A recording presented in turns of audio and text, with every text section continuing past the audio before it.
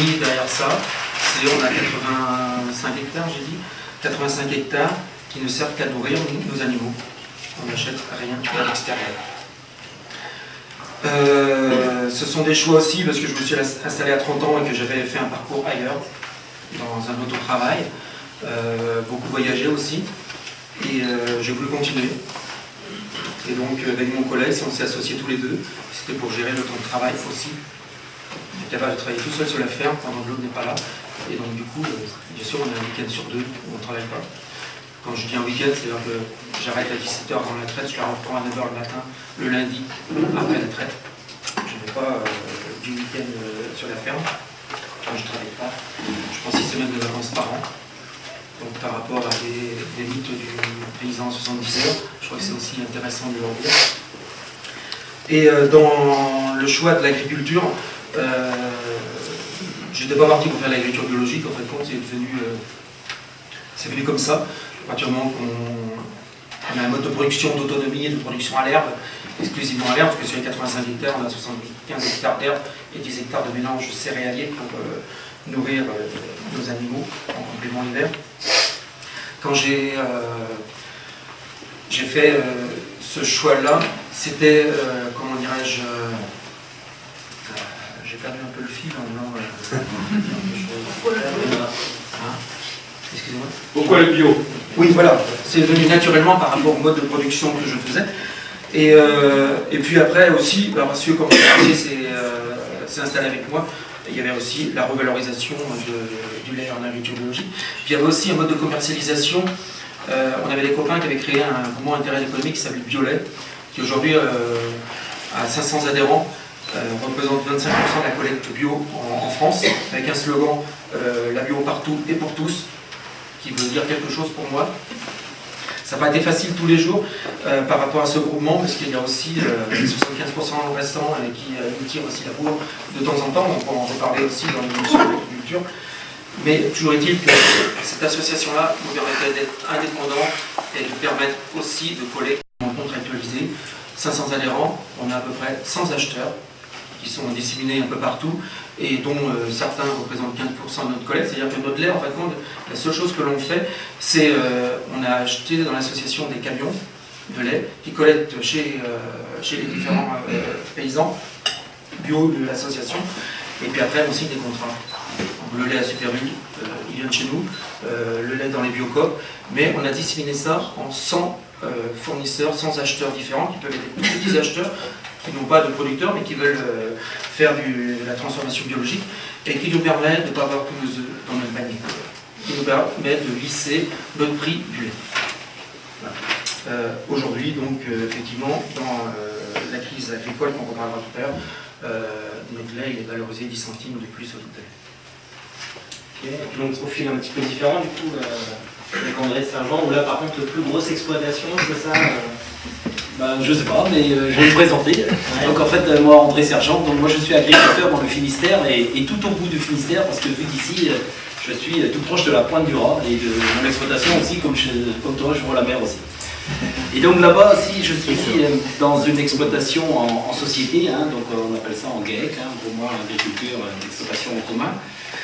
Vous dire aussi qu'avant d'être agriculteur, j'ai été salarié plutôt, et mon épouse également. Et en fait, aujourd'hui, dans le GAEC, nous sommes 3 associés, mon épouse, moi-même et mon frère. Et on a avec nous aujourd'hui sur l'exploitation 5 salariés. C'est-à-dire qu'on est à 8 à travailler sur l'exploitation. Alors maintenant, c'est un choix personnel, parce que dès le départ, quand tu évoquais les anciens là, tout à l'heure, moi, c'est sûr que j'aurais jamais fait le métier qu'a fait mon père, de cette façon-là. Et donc, ma stratégie, c'était d'imaginer, à l'époque, quand je me suis installé, un modèle, mais le nôtre, hein, voilà, qui puisse où on peut être en fait à plusieurs unités de manœuvre à travailler sur un autre site d'exploitation et pouvant, comme aussi le collègue, prendre des week-ends et prendre des vacances comme tout à chacun, je dirais. Et donc c'est la stratégie dès le départ que j'avais, et en fait j'ai eu l'opportunité de reprendre l'exploitation de mes parents, de mes beaux-parents et de 2 oncles et tantes qui cédaient. En fait avec 4 exploitations, on en a fait une. Et, depuis 1990, investi beaucoup, en millions d'euros, pour avoir aujourd'hui une exploitation qui a donc 150 vaches laitières, c'est-à-dire qu'on produit 1 million de litres de lait annuellement.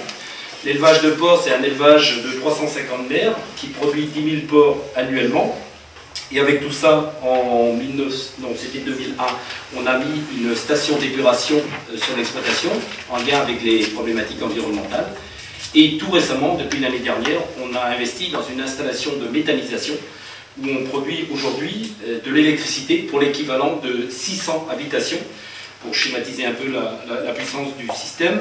Et on a aussi le chauffage avec cette méthanisation pour les animaux et l'exploitation notamment. On a 250 hectares en surface agricole à côté de ça. Donc voilà l'exploitation, et à côté de ça, ben oui, ça a été dit, donc les responsabilités syndicales, j'en ai toujours eu dès le départ. Hein, je considérais qu'il était normal de défendre son métier. Et puis après, c'est un peu par hasard que je suis arrivé dans les élections aux chambres d'agriculture, parce que nous, c'est tous les 6 ans hein, qu'on a des élections. Et donc j'ai été porté par la liste syndicale FDSEA. Donc voilà, ça c'est un peu le hasard, et puis je suis arrivé président de la Chambre comme ça. Mais pour autant c'est pas facile, parce que c'est même assez compliqué, parce que je considère que quand on veut être représentant des agriculteurs, où on est au travers d'une élection, hein, parce que dans notre cas, pour le Finistère, donc j'ai été élu avec plus de 70% comme des agriculteurs qui votent, et j'ai quand même sur ma liste plus de 60% des voix, donc on considère qu'on est légitime quand on est élu comme ça, mais pour autant c'est très compliqué, parce qu'en fait, moi je considère qu'on vit sur un trépied. D'un côté, dans l'exploitation agricole, où il faut quand même voilà, la tenir, même si on est président de ceci ou cela. De l'autre côté, ben, bien sûr qu'il y a la vie de famille, et c'est pas tous les jours évident non plus quand on a des responsabilités. Et à côté de ça, bien sûr, il faut assumer les fonctions qu'on a. Donc voilà qui je suis et qu'est-ce que je fais. J'ai une question, vous faites quoi sur vos 250 hectares? Alors dans les terres, la plus grande partie est en herbe, hein, par rapport à la production laitière. On arrondit, c'est un peu plus de 100 hectares hein, qui est en production herbagère. Et après, on va mettre des céréales. Des luzernes, maintenant aussi, du maïs, et par contre dans les céréales, il y a plusieurs céréales, de l'orge, du blé, des triticales. Voilà. Donc en fait, et toutes les matières sont transformées sur l'exploitation, et on en achète également à des voisins ou des coopératives autour de nous. Voilà.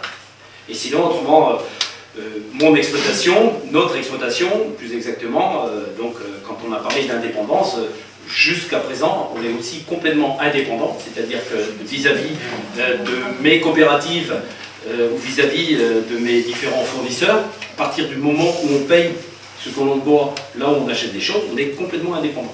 Voilà. Malheureusement, ce n'est pas le cas partout aujourd'hui. Voilà. Mais je vous dis quand même aussi que là, aujourd'hui, je considère qu'on est quand même dans un tournant qui m'interpelle, et dont je ne suis pas trop surpris de voir la situation dans laquelle on est arrivé aujourd'hui, par rapport justement à mes responsabilités, où on a, je ne sais pas si on peut dire la chance, mais on voyage un peu quand même. Et donc, j'ai quand même pas mal bourlingué dans les pays qui sont autour de nous, de l'Europe, du sud de l'Europe ou du nord de l'Europe, et je voyais déjà depuis 10-15 ans des choses qui se passaient aussi chez eux. Et je me dis, mais un jour, si ça se met à produire tout ça, je pense à l'Espagne notamment, les Allemands aussi bien sûr, et puis plein d'autres. J'ai dit, mais attends, voilà quoi. Bon, donc nous on a connu nos évolutions des années 60 là, qui ont été formidables, l'expansion que la Bretagne a connue. Bon, voilà, mais il y a d'autres pays aussi, et on n'a pas le droit, moi je considère, de leur reprocher d'avoir évolué non plus. Voilà. Et donc c'est dans ce contexte qu'on est là un peu aujourd'hui, et c'est sans doute les sujets qu'on abordera tout à l'heure. Justement, mais au lendemain de la journée européenne, enfin, de la mobilisation des partis des Verts à Bruxelles, justement, on va rentrer dans le vif. Qu'est-ce que. Voilà, on a vu qu'il y a une place de la Nation jeudi dernier à Paris, des UV, des mesures qui visiblement n'étaient pas du tout satisfaisantes pour les agriculteurs qui étaient là. Hier à Bruxelles, on n'a pas vu non plus beaucoup de satisfaction. Expliquez-nous peut-être les uns les autres où est-ce que vous en êtes aujourd'hui, et justement pourquoi ces mesures qu'on vous propose, ça ne vous va pas. Qu'est-ce que vous voulez, qu'est-ce que vous attendez de plus? Qui commence? Bon, alors moi je veux bien commencer. Hein. Donc en fait, aujourd'hui, moi je considère que l'Europe dans laquelle nous sommes, et je considère que l'Europe c'est une très très belle chance que l'on a, justement, quand j'écoute nos anciens, qui ont quand même connu la guerre, Et donc par rapport à ça, je ne pense pas qu'on se doit de dire faut sortir de là, faut voilà. Même si c'est un discours qu'on entend hein, aujourd'hui dans le milieu agricole. Puis l'Europe a beaucoup subventionné aussi. Alors en fait, on est parti, ça a démarré dans les années 90 surtout quoi, pour nous, quoi, où là on a commencé à nous mettre un système d'aide en fait à la production. Ça a commencé comme ça en 1992 avec les primes aux hectares et aux céréales là, notamment. Et tout ça, il faut se mettre à la tête, c'était pas pour donner l'argent pour mettre dans la poche des agriculteurs, c'était dans la logique de l'Europe de donner une alimentation en quantité, en qualité et à des prix très raisonnables pour les populations. Et donc ça a commencé comme ça pour nous, hein, les années 92 là. Et à l'époque je trouvais le système un peu pervers déjà parce qu'on considère, moi j'ai toujours considéré que quand on produit quelque chose, ce serait plus normal de vivre de ce qu'on produit, quoi, au prix voilà, que l'on vend en fait. Et l'Europe est venue et a considéré qu'il fallait soutenir, voilà.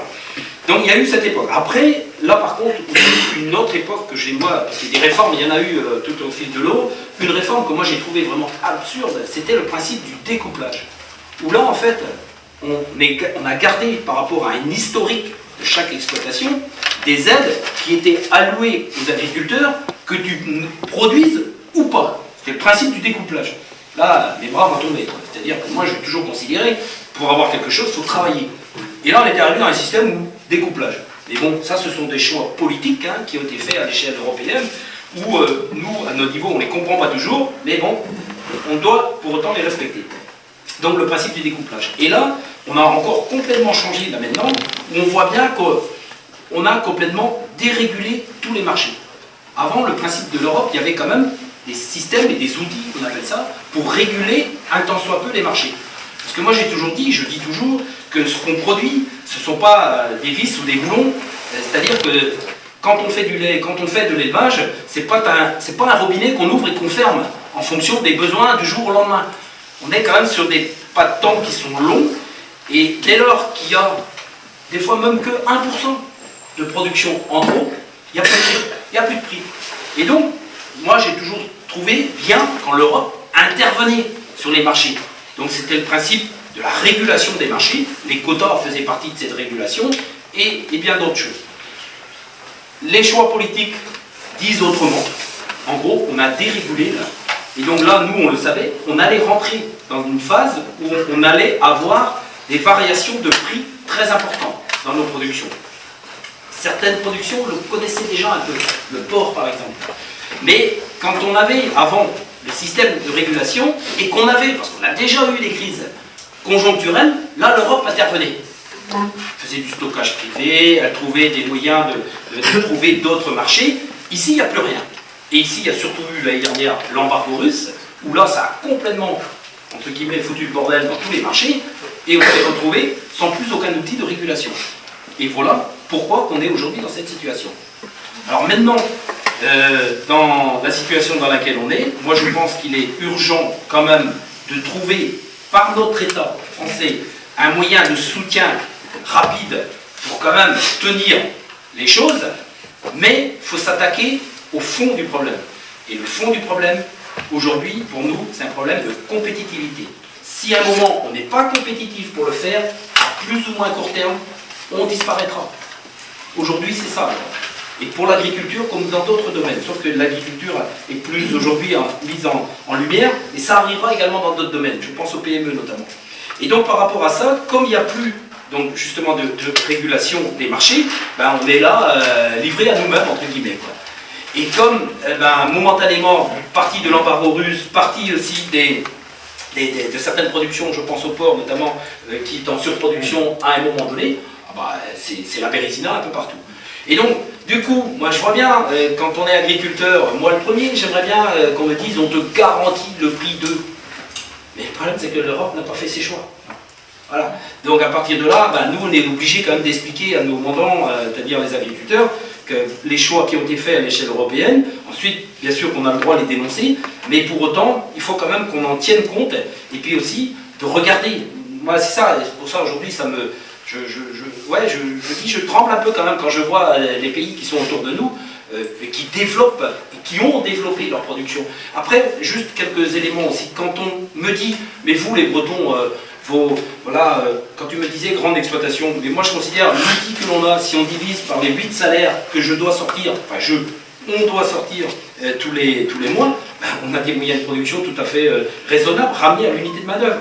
Sauf que c'est des choix après, voilà. Et le problème, c'est que quand je vois, nous, en Bretagne, un élevage de porc, c'est aux alentours des 200 mères, pour vous schématiser un peu les choses, par élevage, en moyenne à peu près 200 mères. Et on nous taxe d'élevage industriel, d'élevage de... Voilà. Les Allemands ou les pays du nord de l'Europe, c'est autour de 500 mères. Et vous descendez en Espagne, c'est 1200 mères par élevage. Bon, voilà pour schématiser. Alors maintenant, quand je dis ça, je ne dis pas qu'il faut faire comme les autres. Sauf que moi, je considère que le terrain de jeu, moi j'ai joué au foot, c'est le même. Et donc, comment on fait face à des pays qui ont développé un autre modèle qui est beaucoup plus compétitif que nous, sur lequel, à mon avis, on aura beau se battre, on n'y arrivera pas. Alors ça veut dire qu'il faut être encore plus intensif, encore plus... Non, là, pour moi, il faut trouver justement, notamment dans nos marchés, soit se différencier, c'est ce que fait mon collègue en faisant du bio. Voilà, il n'y a pas que le bio, il y a plein d'autres différenciations sur les marchés, ou soit être sur le marché européen, alors, et là, il faut jouer la carte compétitivité. Dominique, tu veux en relou Oui. D'abord, avant d'aller sur les crises de ces dernières années, je voudrais quand même rappeler certaines choses sur les subventions européennes. Elles n'ont pas commencé en 92, elles ont commencé en 1960, à la naissance de la PAC, et qu'on les a déconnectées en 92 en mettant à hectare, mais avant, elles étaient au volume de production qu'elles étaient, c'était surtout sur les céréales. Et en 92, il y a eu des tentatives pour les faire autrement, les ramener un peu plus à l'actif. Mais il y a quand même une branche qui a voulu garder des acquis, qui sont les céréaliers, et notamment les céréaliers de la FNSEA, qui a quand même toujours co-géré l'agriculture en France, et qui a un poids non négligeable en Europe. Je pense qu'il faut remettre les choses à leur place. Maintenant, sur les crises en agriculture, c'est pas d'aujourd'hui comme on a. Dans le cochon, on a connu, et c'était toujours cyclique, et je pourrais expliquer un petit peu le fonctionnement tout à l'heure. Aujourd'hui, on a le lait aussi, on a la viande bovine, on a eu les légumes l'an dernier. Je crois qu'il y a plusieurs niveaux de responsabilité. Il y a, comme tu as dit, l'Europe. Effectivement, la grande idée de l'Europe, on peut effectivement aujourd'hui se poser la question, effectivement, est-ce qu'on a envie de faire l'Union européenne? Et moi, ça me touche particulièrement beaucoup parce que je suis profondément européen et je vois qu'on n'arrive pas à faire l'Union européenne. On est plutôt en train, sous des couverts de normes environnementales différentes, des couverts de fiscalité différentes, des normes sociales différentes, en train de se tirer la bourre entre les différents bassins de production. Mais si on prend le cochon par exemple, il ne faut quand même pas oublier que les 15 dernières années, la Bretagne a perdu 70% de ses producteurs de porc, l'Allemagne aussi, l'Espagne aussi. D'accord? Donc, elles sont plus gros les unités, mais il y a quand même beaucoup de monde qui a disparu. La déréglementation qu'on a vue ces dernières années, effectivement, il y a un coup d'accélérateur, c'est-à-dire que tous les outils de régulation des marchés, et le summum qu'on a vu ces derniers temps, c'était le lait des quotas laitiers, qui sont arrivés il y a 30 ans parce qu'il y avait des montagnes de beurre. Hein. C'est pas d'aujourd'hui qu'il y a eu une surproduction à un moment donné. On aurait dû se poser ces questions-là. On avait apporté au sein de la Confédération paysanne un certain nombre de réponses qui sont toujours d'actualité. L'autre responsabilité, c'est le gouvernement français. Les gouvernements successifs, mais on va prendre celui-ci, la priorité, c'est le chômage en France, l'emploi. Et moi, j'ai l'impression, ce que je vois, c'est que l'agriculture est exonérée de la lutte contre le chômage. Il ne faut quand même pas oublier que ces 10 dernières années, chaque année, en Bretagne, chaque département perd entre 350 et 400 paysans. D'accord? C'est 2 usines GAD par an. On ferme. D'accord? C'est dramatique quand on ferme l'usine GAD parce que c'est des salariés qui ont cru à un modèle à un moment donné et qui sont virés. Chez les paysans, effectivement, ça se voit pas, ils partent en retraite. Et c'est plein de jeunes qui n'ont pas pu s'installer. D'accord? En Bretagne, 484 installations l'an dernier, il y en a 1500 qui sont inscrits au registre départ installation, qui veulent s'installer. Je parle pas des autres qui ne sont pas inscrits. L'autre responsabilité qu'il ne faut pas oublier, c'est les acteurs économiques et la profession agricole pour ces dernières années. La logique des industriels, que ce soit dans le cochon ou dans le lait, qu'un industriel laitier veuille qu'il y ait de moins en moins de paysans, qui va remplir sa cuve, sa citerne dans une seule ferme, c'est son choix. D'accord. Là, une responsabilité de l'État d'être peut-être la personne interface entre les deux pour faire des contrats qui soient loyaux. La grande distribution. On le dit de façon c'est la grande distribution. Tous les slogans, c'est qu'on soit le moins cher possible, nous vous coûtez la vie la moins chère possible. On met en tête de gondole des prix des produits de forte valeur ajoutée, mais derrière, on achète tout et n'importe quoi. Elle a sa part. Mais la profession agricole, les acteurs économiques, et c'est là où on a une grosse responsabilité en Bretagne, c'est que sur le cochon, la filière porcine, elle est ultra-libérale, elle n'a jamais voulu s'organiser. D'accord ? On privatise les profits et quand ça va mal, on tire la sonnette d'alarme sur l'État ou sur l'Europe. Mais on n'a jamais voulu s'organiser. Les groupements de producteurs, ce qu'on voit sur le terrain, c'est qu'ils se tirent la bourre aussi à l'intérieur. Quand il y en a un qui va mal, la seule chose qu'on attend, c'est pas de mutualiser, mais c'est qu'il tombe. Au niveau du lait, ces dernières années, avec l'arrêt des quotas laitiers, les messages dans la nature, enfin, on va être libre. Président de la Chambre d'agriculture, Daniel Guy-Vilaine. Il a dit, enfin on va être libre, on pourra produire ce qu'on veut. Il y a des marchés qui s'ouvrent, c'est le bonheur dans le pré tant qu'on veut. Le marché chinois, le marché indien va s'ouvrir. La crise, on a là aujourd'hui. C'est le message qu'on a dans les campagnes. Et moi, je n'ai pas arrêté de rencontrer des producteurs de lait, quel que soit le niveau de production. La seule chose qui me disait, aujourd'hui, je suis au milieu du gué. Qu'est-ce que je fais? Je suis au milieu du gué. Si je grossis, est-ce que j'ai raison? Si je ne grossis pas, est-ce que j'ai raison? Certains qui n'ont pas grossi ces dernières années, aujourd'hui, ont peut-être raison d'avoir attendu. J'en sais rien, ce qui va advenir après, mais toujours est-il qu'on a une grosse crise de l'investissement. Tous ceux qui ont été manifestés dans le lait cet été, ce sont des jeunes qui ont beaucoup investi, qui ont cru à des signaux. Alors certains, on pourra leur dire ce que l'on veut, ils iront quand même. Mais c'est les signaux qu'on a envoyés. C'est les signaux qu'on a envoyés qu'il y avait des marchés qui allaient être porteurs. Et tant que l'on ira, ça sera plutôt pour l'avenir, tant qu'on ira sur les marchés mondiaux, le prix du lait ou du porc sera toujours fixé sur le prix du marché mondial. Et il y aura toujours meilleur ailleurs. Il y aura toujours meilleur ailleurs. Et c'est là qu'il faudra à un moment donné parler de la compétitivité. C'est quoi être compétitif? Je suis désolé, moi j'ai fait la présentation de la ferme tout à l'heure, je suis compétitif et je suis un paysan très moderne. Je vis en phase avec la société, avec la demande de la société. Je ne parle pas en demande écolo et compagnie, je parle en demande économique. Je pense qu'on a beaucoup à réfléchir là-dessus et je reviendrai plutôt tout à l'heure sur l'avenir parce que je trouve que la Bretagne a énormément de chance si elle veut bouger. Il y a là les moyens. C'est un constat, enfin on a le sentiment que de toute façon, peu importe les manières de faire, etc., le malaise il est un peu présent partout. Oui, deux, trois remarques dans votre intervention à tous les deux, le poids de l'Europe. Moi j'ai une grosse interrogation quand je vais dire les choses comme je les ressens. Tout choix politique a des conséquences que André et Dominique viennent d'expliquer. Le choix de l'Europe libérale, je ne suis pas en train de faire du Mélenchon simpliste, mais je veux dire, ce choix-là, on l'assume. Vous voyez, qu'est-ce qui s'est passé? On ne pouvait pas attendre de l'Europe une autre réponse que celle qui est donnée hier. C'est-à-dire, non mais oui, mais ça, il faut en avoir conscience. On ne peut pas laisser croire, c'est ça que moi je rejoins là-dessus, qu'il ne faut pas laisser croire aux paysans que l'Europe de 2015 est encore l'Europe d'avant, quand il y avait les quotas laitiers, quand il y avait les subventions, enfin le type de subventions qui était décrit tout à l'heure. Est-ce qu'on a laissé trop longtemps justement un peu croire et dire que... Moi je ne crois pas. Moi, ce que je précisais tout à l'heure, j'ai parlé des paysans au milieu du gué qui s'est pas allé. Je ne parle pas, on va dire, des 10% d'irréductibles. On aura beau leur dire, de toute façon, ils veulent grossir quand ils veulent, etc. Je ne parle pas de ceux qui ont trouvé une niche, la bio c'est 5%, et puis je suis désolé de le dire, mais moi j'ai vécu les années 2002 à 2008, où j'étais payé le même prix que le conventionnel, avec les contraintes environnementales.